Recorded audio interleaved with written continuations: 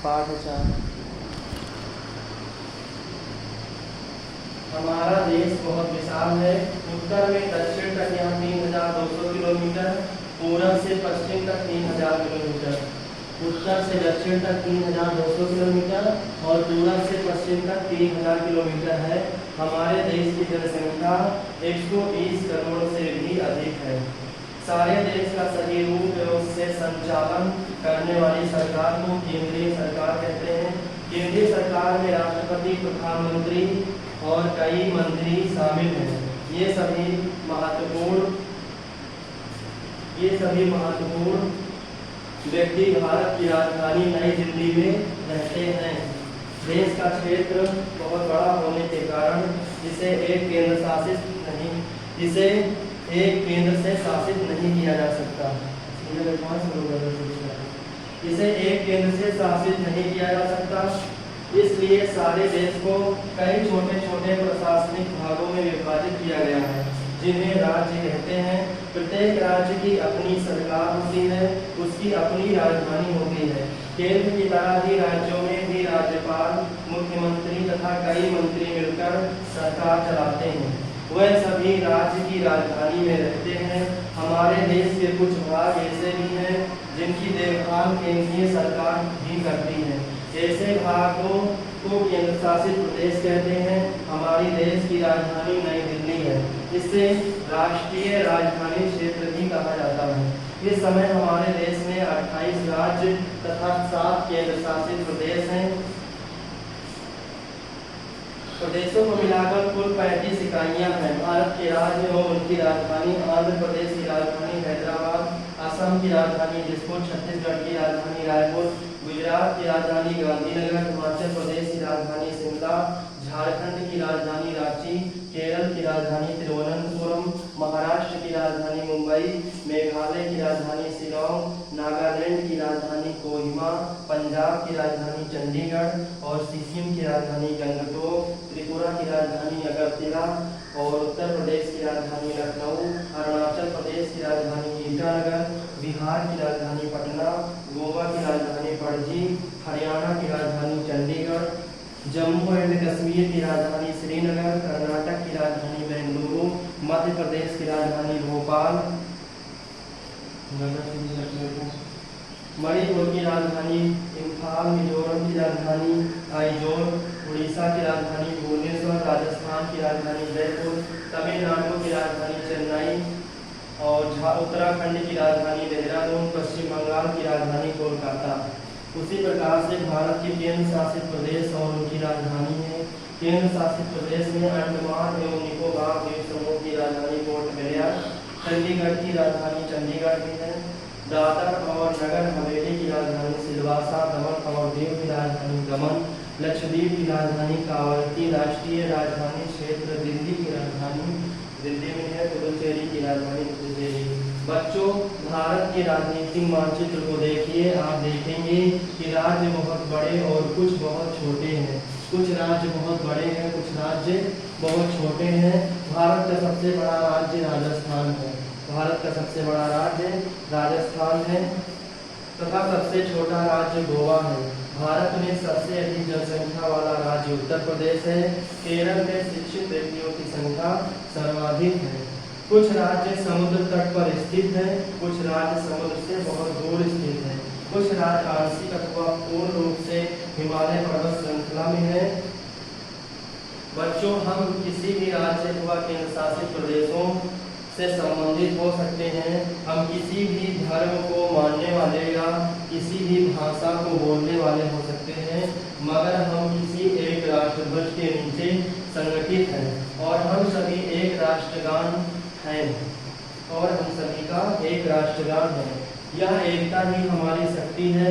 हमें सदैव यह याद रहना चाहिए कि भारत हमारी मातृभूमि है और हम सभी भारतीय हैं।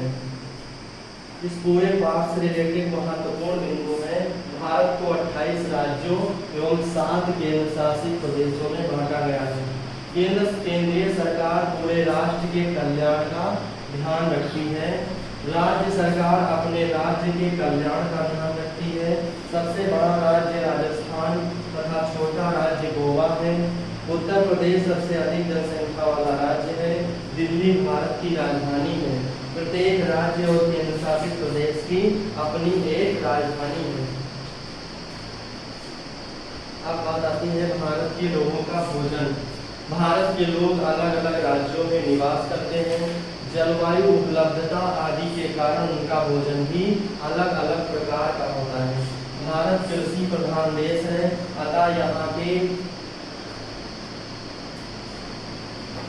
लोग कृषि उपज पर अधिकांशतया निर्भर रहते हैं। अनेक लोग मांस और मछली भी खाते हैं। भारत के उत्तरी राज्यों जम्मू एंड कश्मीर और हिमाचल प्रदेश में लोगों का मुख्य भोजन मछली, चावल, अनाज, फल, सब्जियां और मांस है। हरी चाय जम्मू कश्मीर का प्रमुख पेय है। भारत के दक्षिणी राज्यों उड़ीसा, आंध्र प्रदेश, तमिलनाडु, केरल, कर्नाटक में दाल, चावल, इडली, डोसा, काफी व चाय, इडली, डोसा मुख्य भोजन है। केरल में नारियल की खीर बनाई जाती है। ताड़ी इनका मुख्य पेय है। तमिलनाडु के लोग काफी व चाय पीते हैं। आंध्र प्रदेश में ज्वार को प्रमुखता दी जाती है। महाराष्ट्र के लोगों का भोजन चावल, गेहूं, दूध, दही तथा सब्जियां हैं। भारत के पूर्वी राज्यों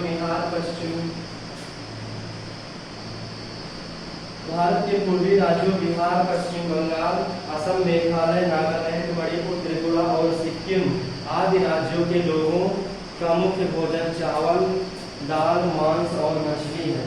पश्चिम बंगाल की मिठाइयाँ बहुत प्रसिद्ध हैं जो दूध को फाड़कर बनाई जाती हैं। नागालैंड के लोग चावल से बनी जव पीते हैं। फल और सब्जियों का प्रयोग भी सभी जगह होता है। सिक्किम के लोग याक पालते हैं तथा उसका दूध पीते हैं। अरुणाचल प्रदेश का मुख्य भोजन चावल, मक्का और सब्जियां हैं। मिजोरम में लोग खाने में चावल व मक्का का प्रयोग करते हैं। भारत के पश्चिमी राज्यों उत्तर प्रदेश, मध्य प्रदेश, पंजाब, हरियाणा तथा राजस्थान में लोगों का मुख्य भोजन गेहूं, चावल, दूध, दही, फल और सब्जियां आदि है। यहाँ ज्वार व बाजरे को भी प्रमुखता से प्रयोग किया जाता है।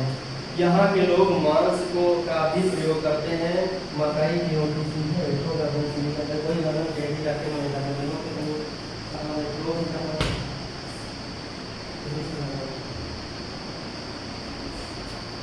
प्रमुखता से प्रयोग में लाया जाता है। यहाँ के लोग मांस का भी प्रयोग करते हैं। मकई की रोटी और चने का साग व लस्सी पंजाब के लोगों का प्रमुख भोजन है। यहाँ के लोग छोले बड़े चाव से खाते हैं। हरियाणा और उत्तर प्रदेश में लोग कृषि उपज को अपने भोजन में प्रयोग में लाते हैं। गुजरात के लोगों का मुख्य भोजन चावल, दाल, दूध और सब्जियां हैं। मगज और धारी यहाँ की प्रमुख मिठाइयाँ हैं। यातायात के साधनों द्वारा एक राज्य के उत्पाद दूसरे राज्यों में भी पहुँचाए जाते हैं। कश्मीर के सेब, गुजरात के केले, केरल व तमिलनाडु के नारियल व असम की चाय पूरे देश में भेजी जाती है। पृथ्वी के अंदर खनिज एवं उद्योग। पृथ्वी के अंदर खोदकर निकाले जाने वाले पदार्थों को खनिज कहते हैं। तुम्हारी किताब नहीं होगा, ये किताब किसकी है?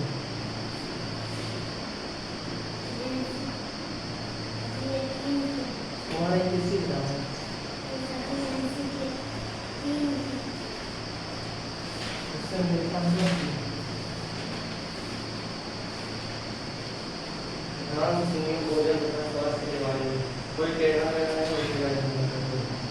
सभी जीव जंतुओं को जीवित रहने के लिए भोजन बहुत आवश्यक है। हमें अपने दैनिक कार्य करने, चलने फिरने, पढ़ने आदि में ऊर्जा की आवश्यकता होती है। यह ऊर्जा हमें भोजन से मिलती है। शारीरिक वृद्धि के लिए भी भोजन बहुत आवश्यक है। भोजन कई प्रकार का होता है। भिन्न भिन्न प्रकार का भोजन हमें विभिन्न प्रकार से शक्ति देता है। प्रोटीन शरीर निर्माण तथा वृद्धि में सहायक है। दूध, अंडे, पनीर, मटर, सेम, दालें और गिरीदार फलों से हमें प्रोटीन प्राप्त होता है। ध्यान सुनो, कल सब लोग इंग्लिश वाला वो लिख के लाएंगे।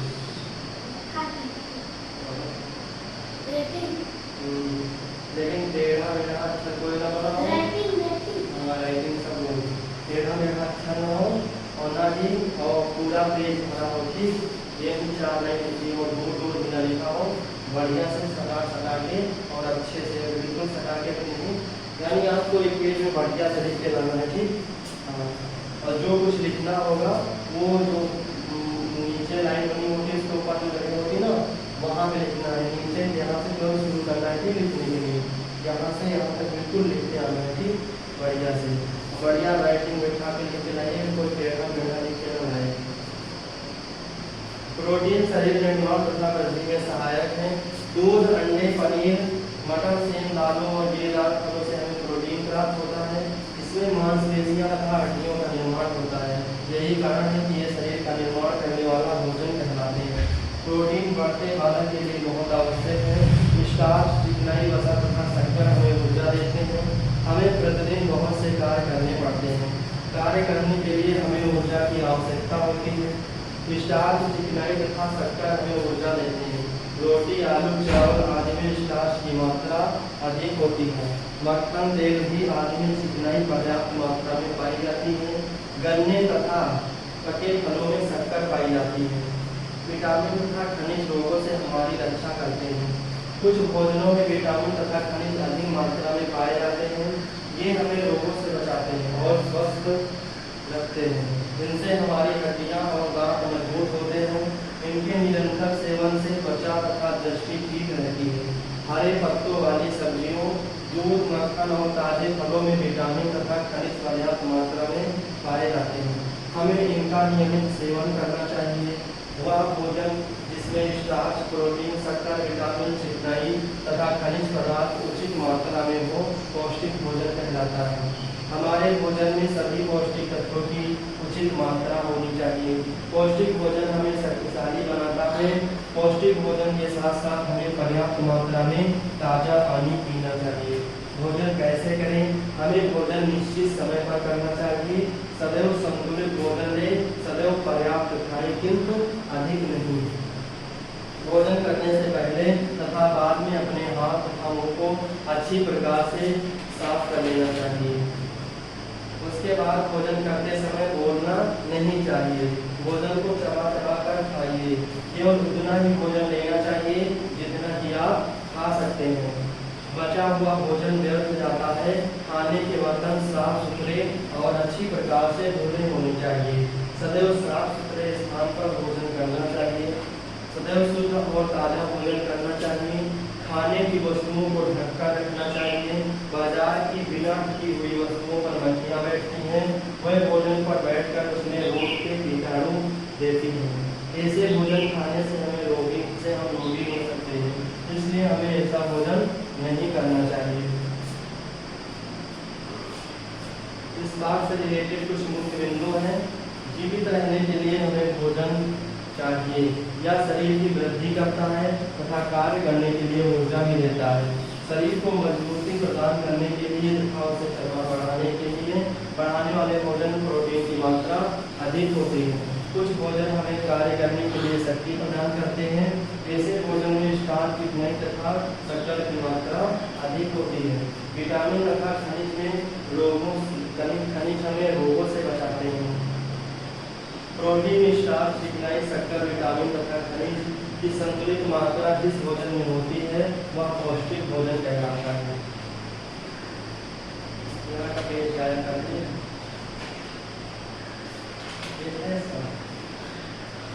यहाँ का पेज यहाँ के कई पेज नहीं है। ढूंढ के लाओगे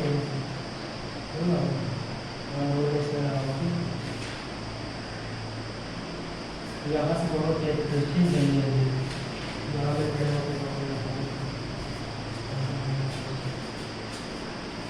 जल्दी गलत नहीं पाना है। पेड़ पौधों को सांस लेने के लिए वायु की आवश्यकता होती है। वायु के बिना हम एक पल भी नहीं जी सकते। हम वायु को या छू नहीं सकते। हम वायु को केवल महसूस कर सकते हैं। बंद में सूख जाते हैं। ऐसे सिद्ध होता है कि वायु में जलवाष्प होती है।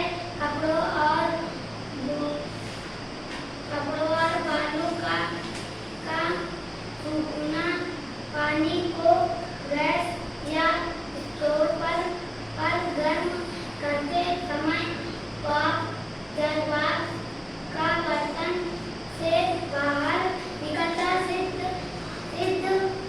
करता है कि वायु में वाष्प होती है। वायु में धूल के कारण होते हैं। यह सिद्ध करने के लिए हम किसी छोटे क्षेत्र द्वारा प्रकाश की ओर देखते हैं। इसे हम प्रकाश में बहुत से धूल के कारण तैरते दिखाई देते हैं। झाड़ू लगाने या वाहनों से उठी धूल वायु में मिल जाती है और आग हो जाती है। वायु में उपस्थित इन धूल के कारणों को देखने के लिए हम कमरे के सभी खिड़कियां दरवाजे बंद कर लेते हैं। खिड़कियां दरवाजे के एक क्षेत्र से आते हुए प्रकाश में हम वायु में मिले धूल के कारणों को देख सकते हैं। यह सिद्ध करने के लिए हम कारखानों की ऊंची चिमनियों से उठते हुए धुएं को अपनी आंखों से देख सकते हैं, जो हमारी वायु में मिलकर उसे व्यवस्थित मिल जाता है। इस प्रकार जलवाष्प धूल के कारण और धुआं आदि वायु में प्रवेश है।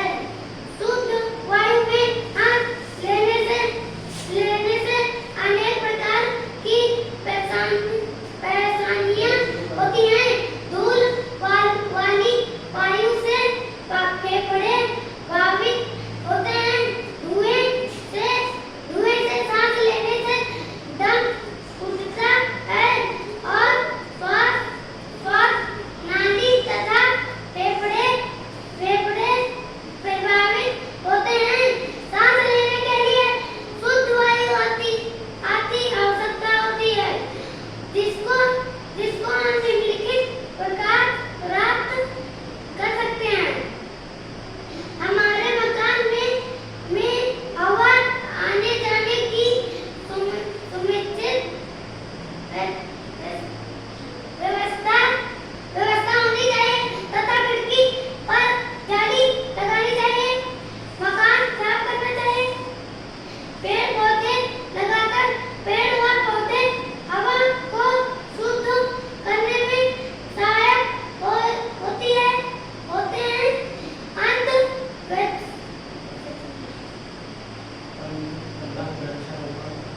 अंतरिक्ष ऊपर आवास करना चाहिए।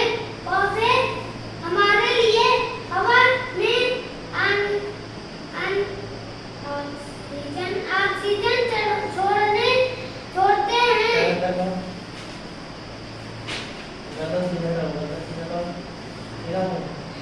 सफाई करते समय मुंह नाक ढकना। सफाई करते समय मुंह और नाक पर बारीक कपड़ा बांधना चाहिए। दुपहिया वाहन चलते समय भी मुंह पर बारीक कपड़े का प्रयोग करना चाहिए। इसमें धूल के कारण सीधे हमारी आवाज नाली में न पहुंच सके।